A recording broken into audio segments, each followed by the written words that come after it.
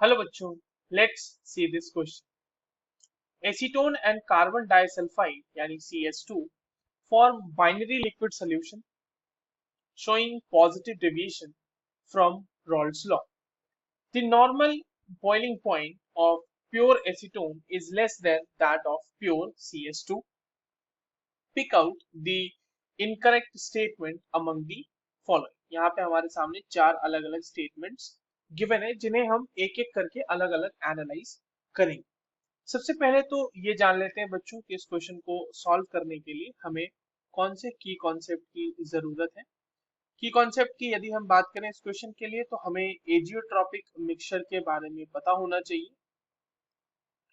और azeotropic mixture basically जो होते हैं वो नॉन आइडियल सॉल्यूशंस होते हैं, ठीक है। तो हमें नॉन आइडियल सॉल्यूशन के बारे में ही पता होना चाहिए कि वो कैसे होता है, चीजें उसमें कैसे होती है, ठीक है।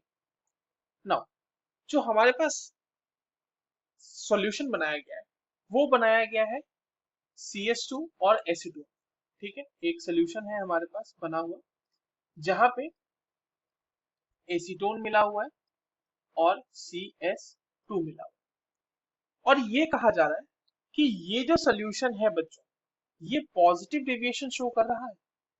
यानी कि पॉजिटिव डेविएशन को आप इस तरह से समझ सकते हैं कि जितना वेपर प्रेशर रॉल्ट्स लॉ के अकॉर्डिंग मिलना चाहिए था उससे ज्यादा वेपर प्रेशर मिल रहा है, ठीक है। तो vapour pressure greater than expected value, है ना। और एक्सपेक्टेड वैल्यू हमारे पास कहां से मिलेगा? According to Raoult's law. Raoult's law के ही अकॉर्डिंग मिलेगा ना। नाउ क्योंकि वेपर प्रेशर एक्सपेक्टेड से ज्यादा है तो उसका बॉइलिंग पॉइंट होगा कम। उस पर भी हम लोग चर्चा करेंगे। अब एक चीज समझिए, यहाँ पर जो कहा गया है कि नॉर्मल बॉइलिंग पॉइंट जो है एसीटोन का वो ज्यादा है CS2 से। यानी कि अगर हम बॉइलिंग पॉइंट की बात करें तो एसीटोन का बॉइलिंग पॉइंट बच्चों ज्यादा है बॉइलिंग पॉइंट ऑफ CS2 से। अब देखिए, अगर ये दोनों मिलके एक एजियोट्रॉपिक मिक्सचर बनाते हैं, लेट्स से कि ये दोनों एक किसी सर्टेन कंडीशन पे एक एजियोट्रॉपिक मिक्सचर बनाते हैं, तो उनका जो बॉइलिंग पॉइंट का जो वो होगा ना बच्चों, जैसे कि हमने इस कोऑर्डिनेट पे बॉइलिंग पॉइंट रखा हुआ है और इधर हम रख रहे हैं यहाँ पर CS2 जो है वो 1 मोलर है और यहाँ पर एसीटोन जो है, एसीटोन वो 1 molar, sorry 1 mole fraction of acetone 1 है और इधर CS2 का मोल फ्रैक्शन 1। तो यहाँ जो हमें बॉइलिंग पॉइंट का देखने को मिलेगा बच्चों, वेरिएशन वो इस तरीके से मिलेगा, ठीक है। ये डायग्राम मैंने एजियोट्रॉपिक मिक्सचर के लिए बना दिया। ये हो जाएगा आपका एक सर्टेन कंडीशन जहां पे एजियोट्रॉपिक मिक्सचर फॉर्म हो रहा है। यहाँ पे हो रहा है एजियोट्रॉपिक मिक्सचर फॉर्म, ये एजियोट्रॉपिक मिक्सचर का फॉर्म होने का ये पॉइंट है, ठीक है।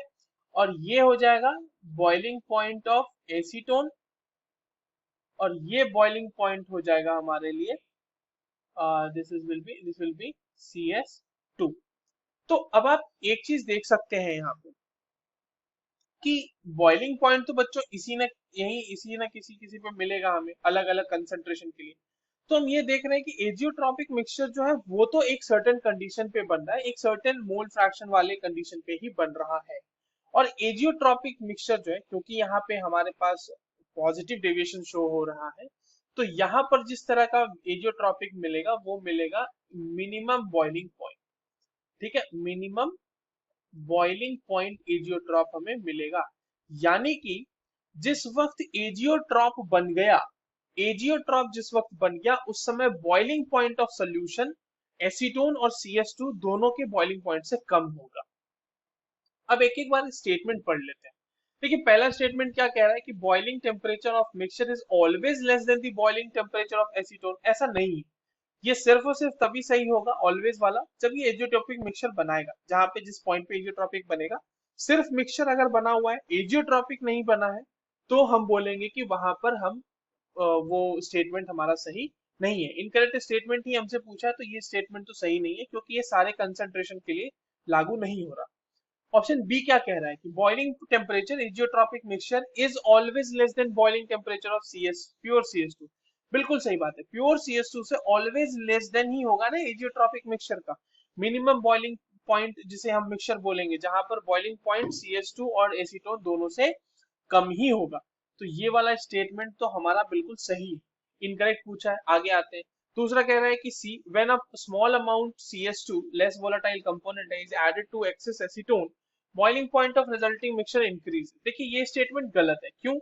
क्योंकि हमने अभी देखा ना कि इन दोनों के मिलने से पॉजिटिव डेविएशन बनता है, वेपर प्रेशर हमें ग्रेटर मिलता है एक्सपेक्टेड वैल्यू से, और वेपर प्रेशर ज्यादा मिलने का हमें मतलब ये है कि बॉइलिंग पॉइंट जो होगा बच्चों वो डिक्रीज, ग्रेटर मिला ना, यस, तो बॉइलिंग पॉइंट डिक्रीज करेगा।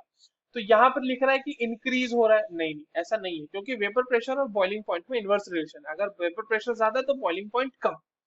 ठीक है, तो ये वाला स्टेटमेंट भी गलत हो गया। ऑप्शन डी कह रहा है कि सीएस टू और जो एसीटोन है can be completely separated by simple fractional distillation. C जो हमारे पास ऐसे कंपाउंड्स होते हैं, या जैसे हमारे पास लिक्विड्स हैं जो इस तरह से डेविएशन शो करते हैं रॉल्स लॉ से, या फिर in fact they have a probability to form azeotropic mixtures, उनको सिंपल फ्रैक्शनल डिस्टिलेशन से सेपरेट आउट नहीं किया जा सकता है।